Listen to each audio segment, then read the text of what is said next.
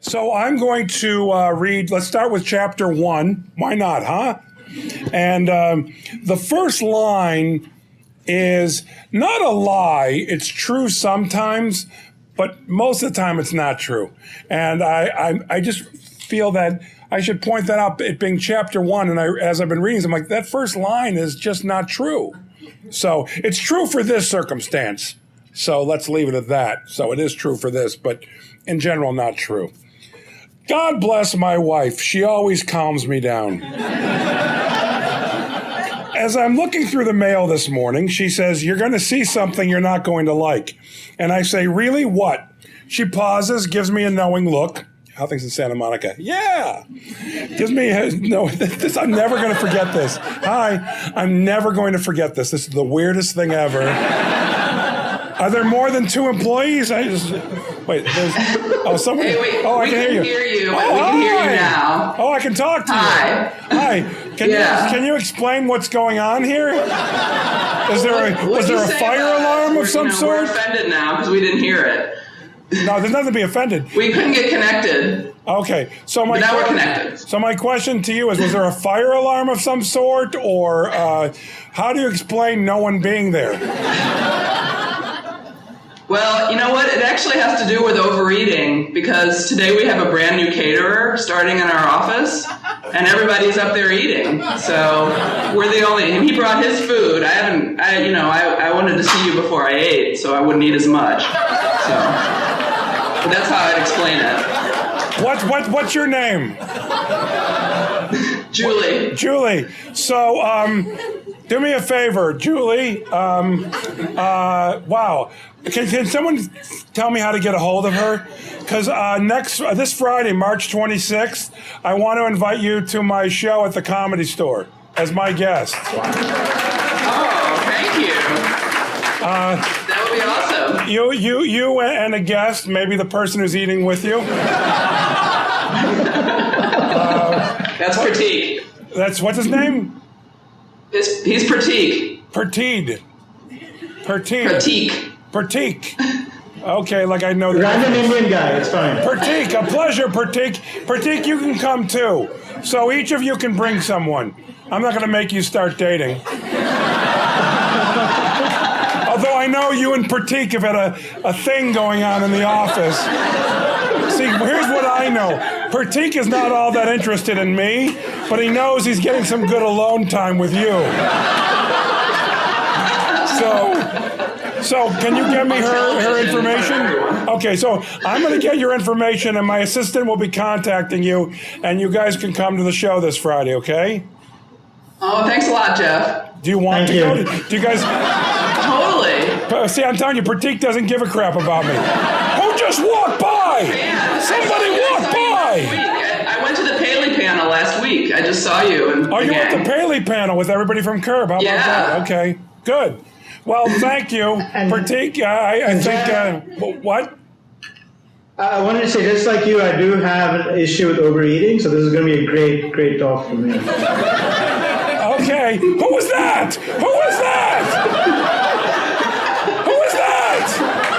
Who are these people? They're not eating. They should be watching. All right.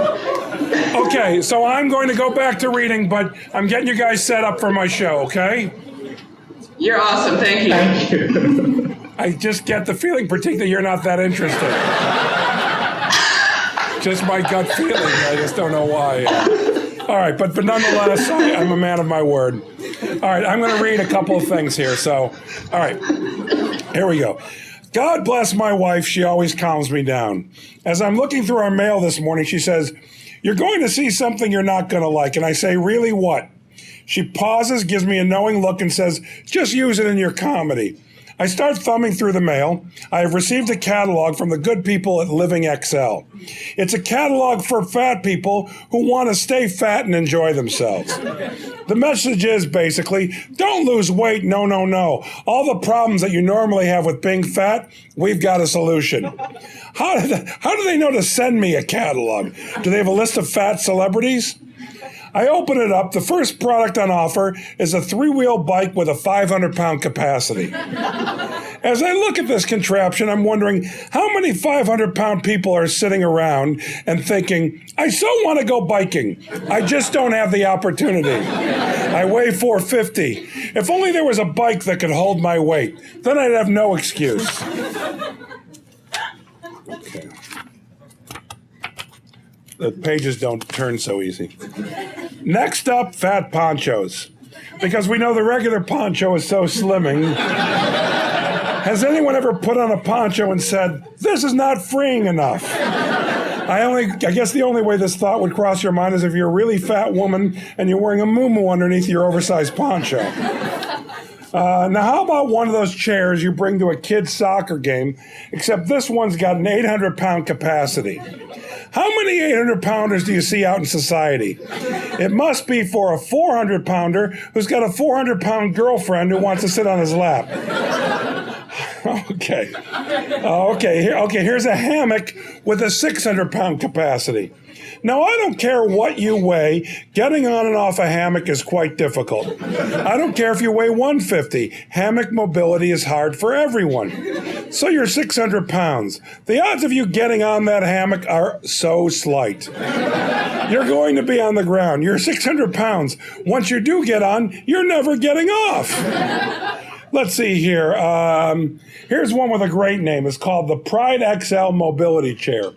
I read the description and learn that when you press a button on the chair, instead of having to get up, the chair lifts you up, and yet they call it the Pride Mobility Chair. I think one of the first things about being a proud person is that you can stand up on your own. I'm not talking about someone in a wheelchair or someone who was in an accident. I'm talking about when you really don't have a reason for not being able to stand up yourself. They should call it the Embarrassment Mobility Chair. Next up is something you've probably seen in commercials, and to me, this is so horrible and wrong. It's the Living XL Wearable Sleeves Blanket.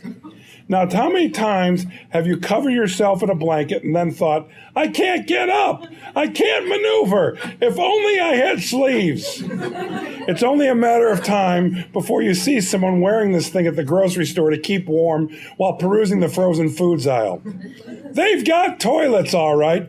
Here's one, a toilet seat called the Big John toilet seat. And if you think I'm making this up, I'm not. 1,200-pound capacity.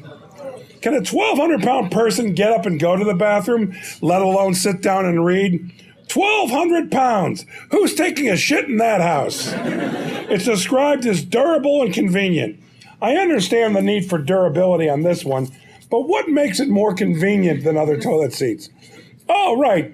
It must be for the 400-pound man with a 400-pound girlfriend who wants to sit on his lap as he goes number 2, or in this case, number 5.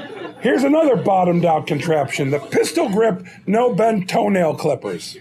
Not being able to reach your toes, it's like this long, and you can do it like that. And not being able to reach your toes because of the size of your belly, I'm sorry, but that's a low point. Maybe it's not the low point. You could be wearing a blanket and clipping your toenails while taking a dump on the Big John. It's a low point just the same.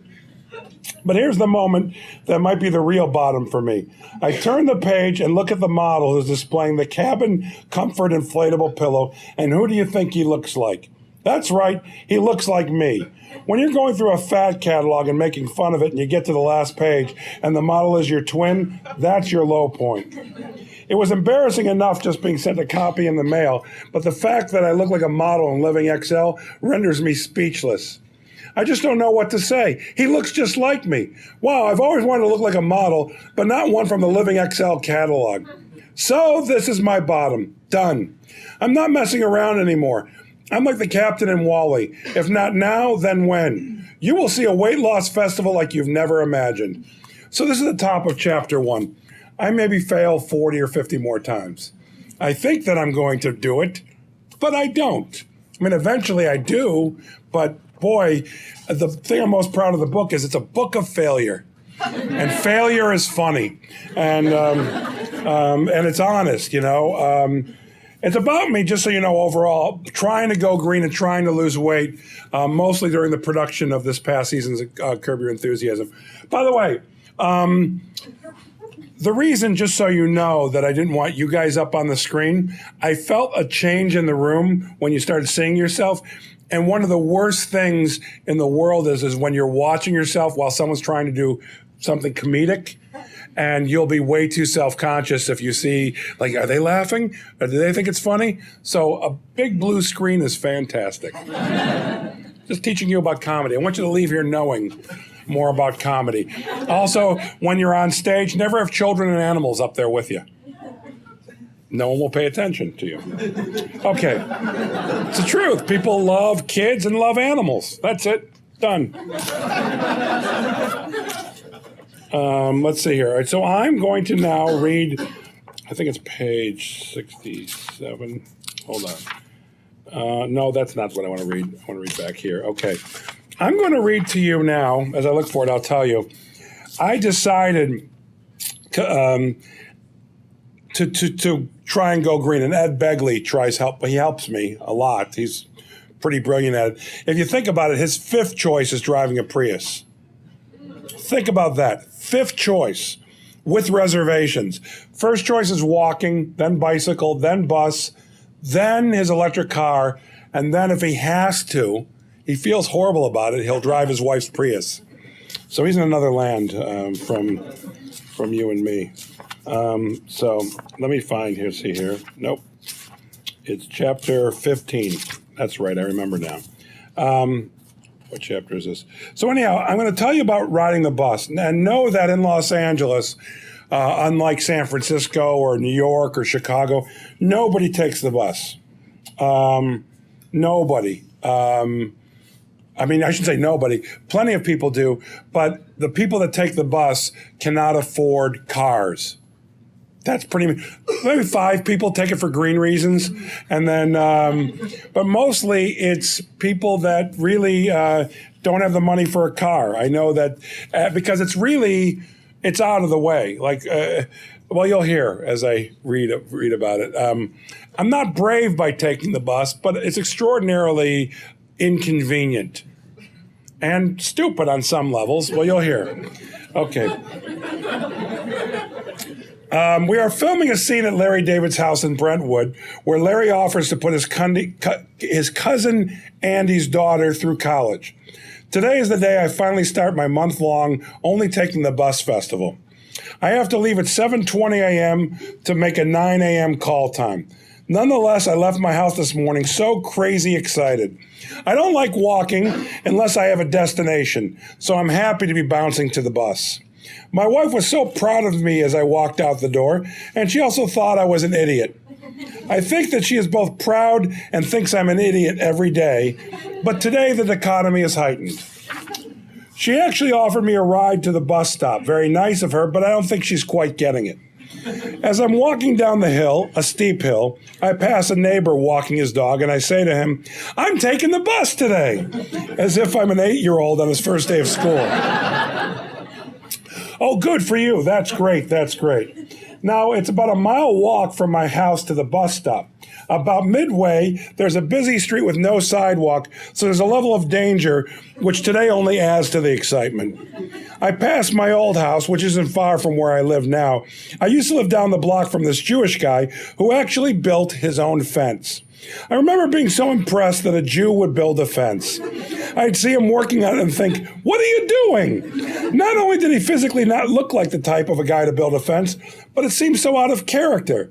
I am not Baron von Religious, but I follow the credo of Jews throughout history, which is, I have an idea to build a fence. Hey, I'll pay somebody to build my fence.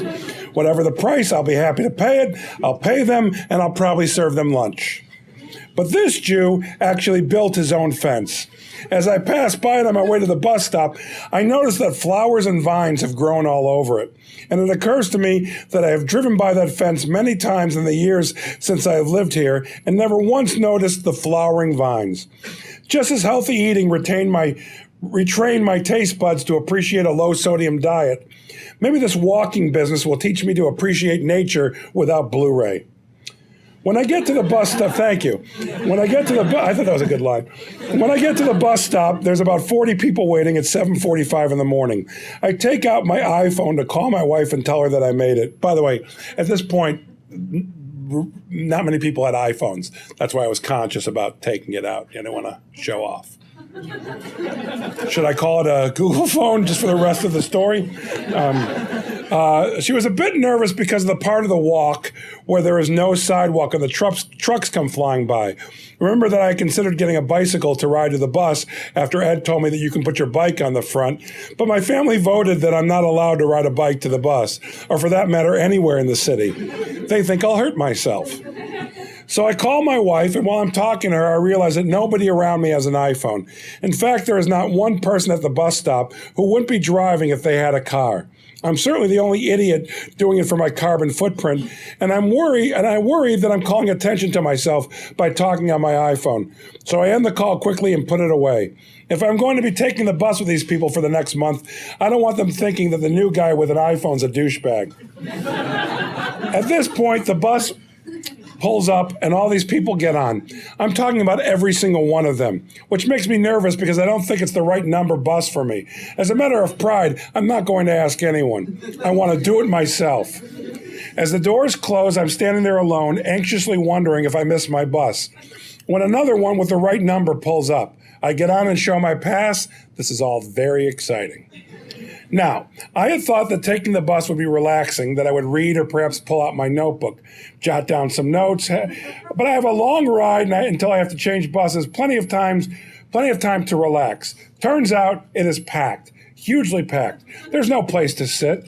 I stand for about 10 minutes until someone gets off right behind me and I can finally sit down. But the only available seat is a priority seat for someone who's older, handicapped, or pregnant. So from that moment on, I'm sitting there stressed, thinking if somebody old or pregnant or wheelchair-bound gets on, I'm screwed. I peer out the window as we approach each stop, praying that everyone waiting is young, male, and healthy. Meanwhile, I'm sitting across from a woman who looks like an angry librarian, and she's staring at me with the greatest disdain. I wonder if she's thinking, why are you here? You have a car. Why are you on the bus? What are you trying to prove? I have to be here. What's your excuse? She keeps clearing her throat, and I'm convinced that she's waiting for me to take the hint and relinquish my priority seat. But I'm terrified of having to stand again. I have a horrible back, and the sure way to aggravate it is to stand for long periods of time. I don't dare speak, nor do I feel I can do anything else. I don't know why I'm feeling so intimidated, but for whatever reason, I'm afraid to do anything. It's a little hot on the bus, but I'm afraid to take off my jacket. I don't want to pull out my iPhone and listen to songs. I just want to remain as innocuous as possible. I'm afraid to fall asleep. There's no music, no talking. The bus is completely silent. You can hear everyone breathing. Toward the end of the ride, a woman gets on. Under normal circumstances, I would get up for a woman, but not today. At least she's young, probably in her 30s, and after all the anticipation, it's an awkward, long bus ride. I'm waiting in Westwood for my second bus. Westwood, do you hear that, Santa Monica? Nearby. Is someone new there? Hold on one second. Who else is... Hi! I didn't... Hi. Who are you guys? Now. Who are you guys? Who are you? Yep. Introduce yourself. Oh, I'm Chris. Hi, Chris. I'm Joan. You're Jill or June? Joan. Joan. Joan? Yes. Okay. Yes. Were you guys eating? Is that why you were late? Yeah, new caterer. I heard. Very exciting. Very exciting. I can understand. Yes. I can understand. So there's a lot of eating disorder stuff going on at Google in Santa Monica, where food takes a priority of immensely talented, handsome men. Sorry. We might need you to come visit. All right, let me finish the bus story. And mentor. Are you enjoying the bus story so far? Yes. Very much. Good. Yep. All right, here we We've go. never been on the bus. I have. By the way, back me on this. It's pretty crazy where we live to be on the bus, isn't it? Yeah, I've never done it. I've always been afraid. I have no idea where the buses go or you know, what the bus people would be like. That's exactly right. You could be actually taken to another land. All right, I'm going back to reading. A pleasure, all of you. If you other two had gotten there earlier, you'd get free tickets to my show. But I'm afraid that's not going to happen for you. Too bad. Sorry. But please come, $20 only, that's it, but sorry, no free ones. All right, here we go. But I hope you enjoyed the care. I hope the caterer was worth it. Okay. Here we go. I'm waiting in Westwood for my second bus, again worried about catching the right one. 2 buses show up and whoosh, 50 people get on, same as this morning. Behind them, my bus, Santa Monica 3, pulls up. Santa Monica 3! There it is. I'm walking up to the door and boom, it pulls off. What? People inside stare at me blankly as the driver takes off. Bus drivers never make eye contact. That must be the first rule of bus driving school. If someone's running to the bus, don't make eye contact. Don't let them know you see them. 10 to 15 more minutes go by and a couple of buses pull up at the same time. I watch as a girl gets off the second bus and runs to catch the first one, but the driver closes the door on her and takes off. Then my bus comes around and it doesn't even hesitate long enough to stop. This girl is furious. I'm furious. We're both furious together. The bus driver, who originally dropped her off, saw the whole thing and actually yells out, "You should report it." I take out my space pen and a notepad and write down the number to call with complaints. My first bus day and I'm making complaints. After another 5 minutes, the girl gets her bus, but 10 minutes pass and mine's still not coming. I'm tempted to call a producer of Curb and have them send a van to pick me up, but I think no. No matter how late I get there, I have to stick with my mission. I decide to walk down to the corner. There's another bus stop there. I look up at the sign and see my bus number. I wasn't standing at the right stop. I laugh. Finally, I get on the bus to Brentwood, and I realize that my whole commute today, a commute that would normally take me with traffic maybe 40 minutes, takes me 2.5 hours. The bus drops me off about a half mile away from the set, and one of the transportation guys in Curb Your Enthusiasm sees me walking and is clearly confused. "I left the space open for you. You don't have to park over there." He's referring to my usual parking space by my trailer, thinking that I'm walking from where I've parked my car. "No, I took the bus." "Oh," he says, not sure what to make of this information. He considers me for a moment and then adds helpfully, "I took a train once." When I finally get to the set, everybody is so impressed. They really feel like I've accomplished something. Some people travel that far by bus every day for work. I am so lucky to have a car. And I have to say, Larry David just kept on saying to me, "You really took the bus? No, you really took it. Wow, you're a better man than I. Wow."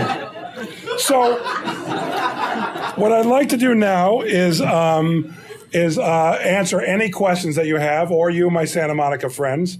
Actually, the 2 early ones, not the late ones. But no, however, it doesn't matter. But Jesse, are you starting things off? Yeah, I'll start things off. Please, again, make sure to use the mic. Doesn't the first person get a T-shirt? So are you cheating? You know what? I made sure I said anybody who wants it. So although it's a very fine T-shirt, nothing wrong with T-shirt, Right. I will of course give it out to the first who wants it. And Santa Monica, if you guys can just ping me if you have questions, and I'll make sure to stop the SFQ. So yeah, I will start off by just saying, you mentioned that this book especially starts off as a book of failures, and I think I've heard you say somewhere that it was very distinct from someone who's teaching you how to go on a diet, who looks like they're already done with it. Right. And I wonder if you've got what kind of response you've gotten from people about talking about so many failures and so many failures. Well, you know what's okay. Few thoughts. I would never write a how-to book, even about comedy. I mean, I know what works for me, and certain comedians that I work with, and I work with Dennis Leary and Jon Stewart developing their HBO specials, and write and produce stuff. And so in that area, which is my expertise, I can work professionally, but I'd never write a book about it. I would never write a book of like how I lost weight and so can you. I'm going green, here's how you can. I just don't like that. However, what's really funny is on Amazon.com, I've been stupid enough to read my reviews, the first 10 reviews, and some very nice reviews, but then some really angry reviews because it's not a good enough how-to book. He doesn't explain what diet, it just was like, that's not what the book is, but yet I get penalized and my numbers go down. But nonetheless, I am not on a diet. I am not Mr. Green either. I am conscious of being green, and I have changed the way I eat completely. I haven't had sugar in over a year. I haven't had fast food in over a year, and I'm really comfortable with saying I will never have sugar again. I have bananas and oranges and what have you, but I'm talking about sweets. No sugar for me. Done. And I'm good with that. I'm totally comfortable with that. And so there is no goal. My goal is only to be healthy and happy and functioning in the world. And as long as my clothes keep getting bigger on me and I'm exercising and eating the way I want, I don't need to know how much I weigh. Don't even know any of it. I've just changed. That's all. I do Pilates. Figure that out. Which is, I hate it with a passion, but it's the greatest thing ever. You get the most results with Pilates. It's pretty amazing. So the response, though, people who get the book are digging it, But there's always stupid people. But the thing that blows my mind, though, is these negative reviews on Amazon. Vitriol, is that the right word? Crazy, like they hate me, like they couldn't wait for me to release a book to write this review. One person, I even went to their other reviews, they only wrote the review of my book and their name is not Jeff Garlin. That's somebody who hates me. Wow. All right, but I'm good with it. And I'm going to stop reading reviews. But people who have read the book that I have approached me and said nice things. I hope you dig it. So, all right, next question. Who wants a T-shirt? Oh, here we go. Look at that, my friend. Hey, Jeff, thanks very much for coming. And My I look pleasure. forward to getting and is it a Google T-shirt? It's right there.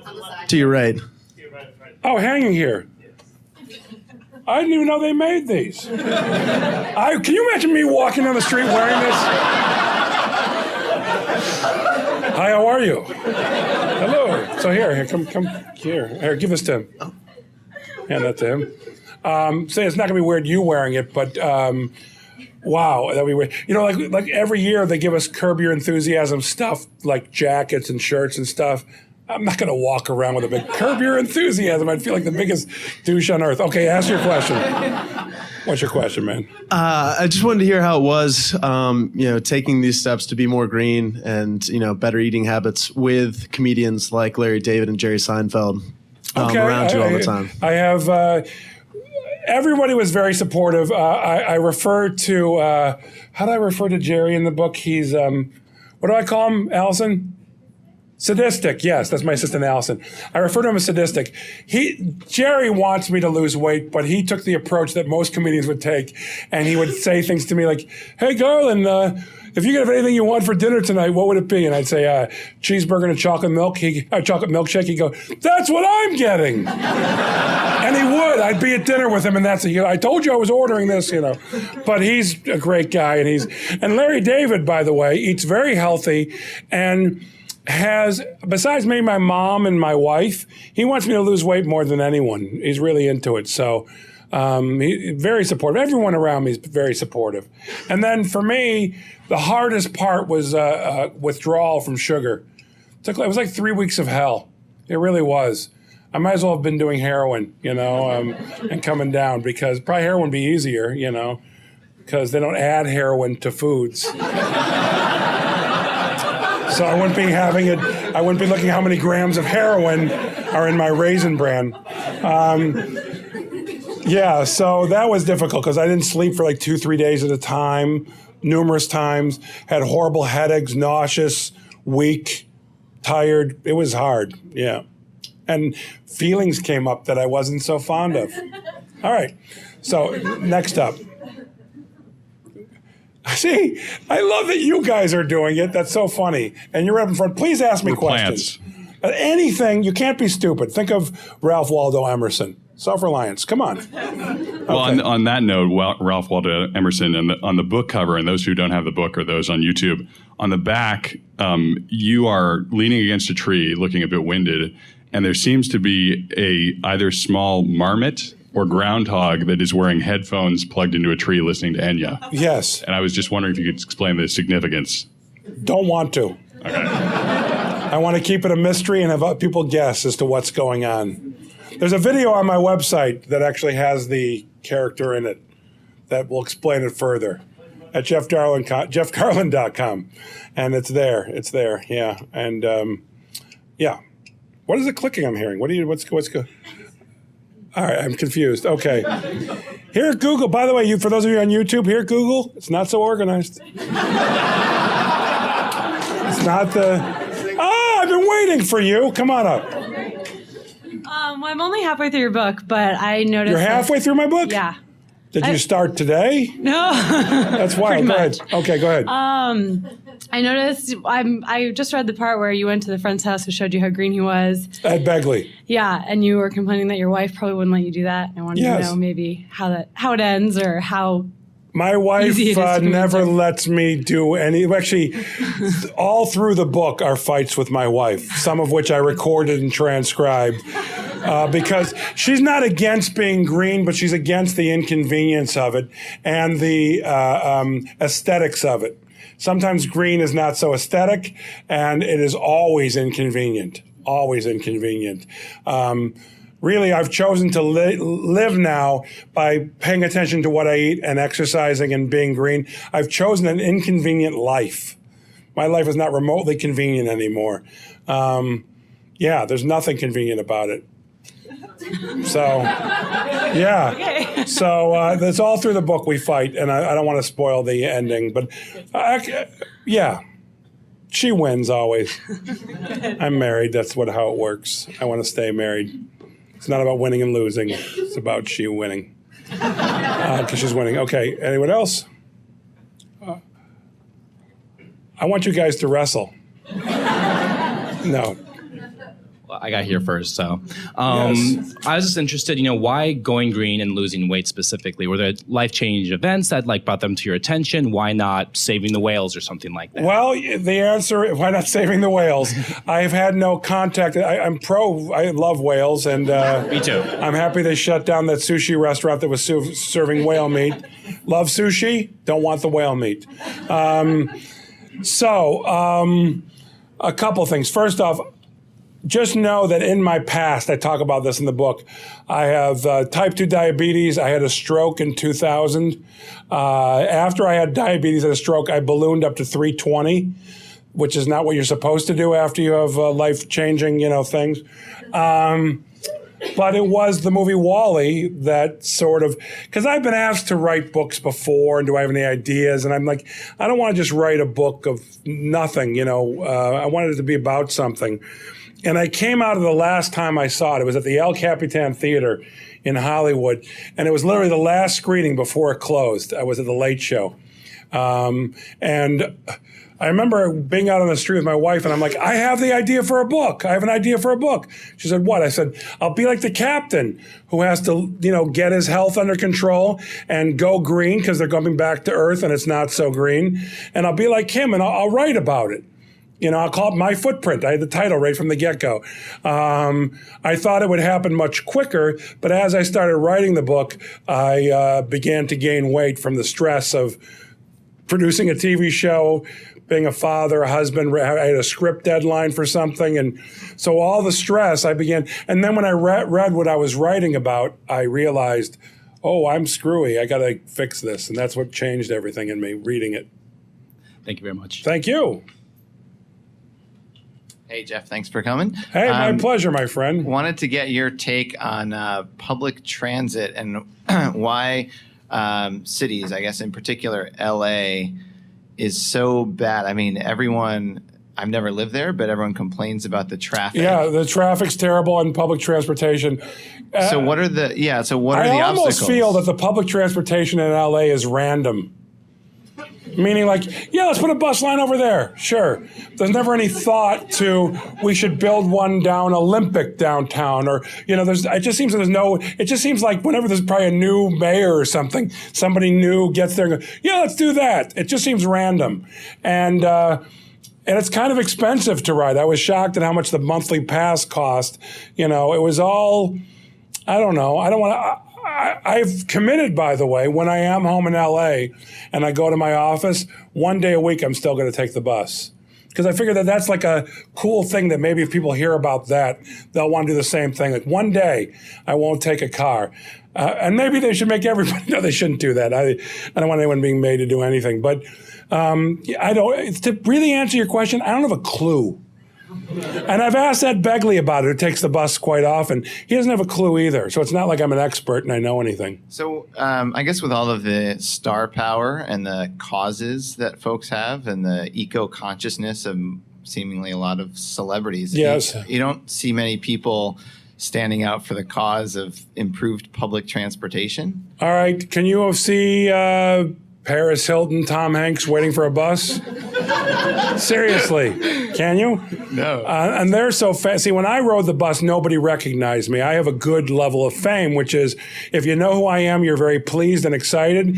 And then if you don't, I'm just a guy. It's not like you saw me on Hollywood Squares or something, you know?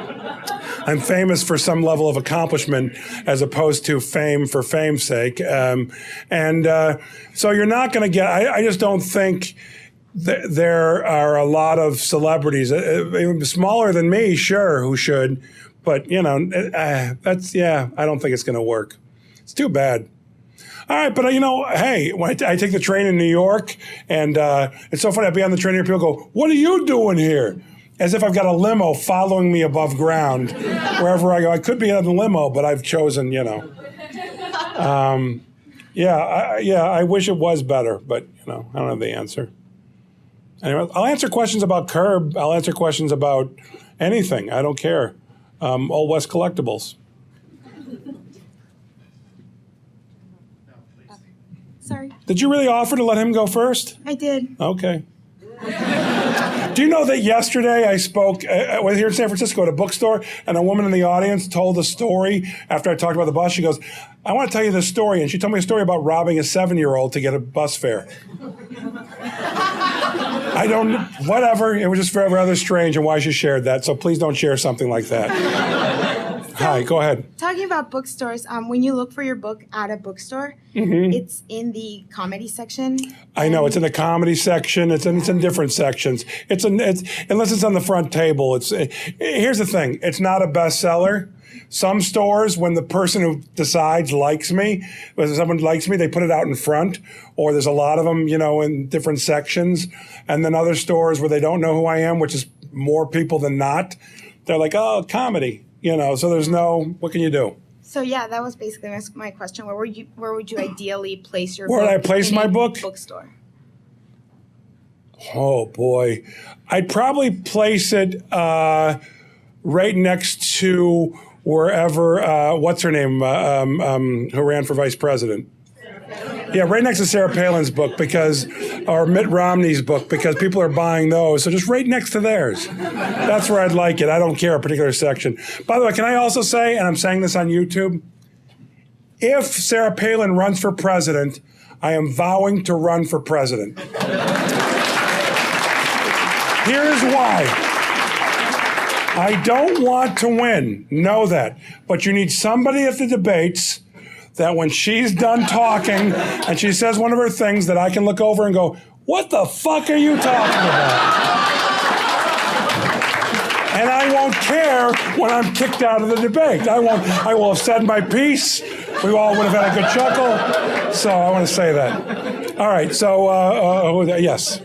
I'm about halfway through the book too, but I was pretty surprised that I think it was at 36. You said you had the stroke. I had the stroke at 36, 37. Yeah, around there. Yeah. And can you just talk a little bit about, I guess, how you got through that time? Because I remember at one point you said something about your mother-in-law walking around the house and sort of looking at you a little suspiciously. Did she? Well, like you now? let me. Okay, so I'll elaborate. I had a stroke in 2000, February of 2000, and. Prior to the stroke, I got rear-ended in a car accident. I had whiplash, which is extremely painful. And while I had whiplash and I couldn't sleep and I was crying a lot because the pain was so intense, my mother-in-law was staying with us. And at that point, she still didn't know what to make of me. And so when you're in great stress and pain, you don't want someone looking at you with everything you do.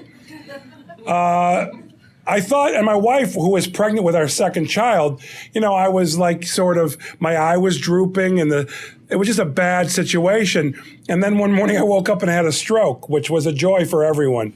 I don't know what got me through it. Perseverance. I talk about it in the book, the end of the book. I talk about it early in the book and I talk about it at the end of the book, how I sort of recovered from that. And it's really the ending of the book, so I don't want to give it away because it's a very personal thing, So, I mean, personal that I'd share, but not, you know what I mean? Okay. So, Jesse, what are you doing? So, unfortunately, we only have, something bad is about to happen. Now, we only have time for one more question. Our friends in Santa Monica would like to ask it. But let's make sure we leave time for signings, personal questions, and a little bit of food. Okay, so who's asking in Santa Monica? Julie is. Oh, Julie, I love you, Julie. I figured since we began together, we should end together. I think that's the way to do it, Julie. Julie, who really shows what it's like to appreciate me. Everyone in the country who's watching this right now can learn a lot from Julie. Thank you, Julie, my number one fan. Go, sister, go.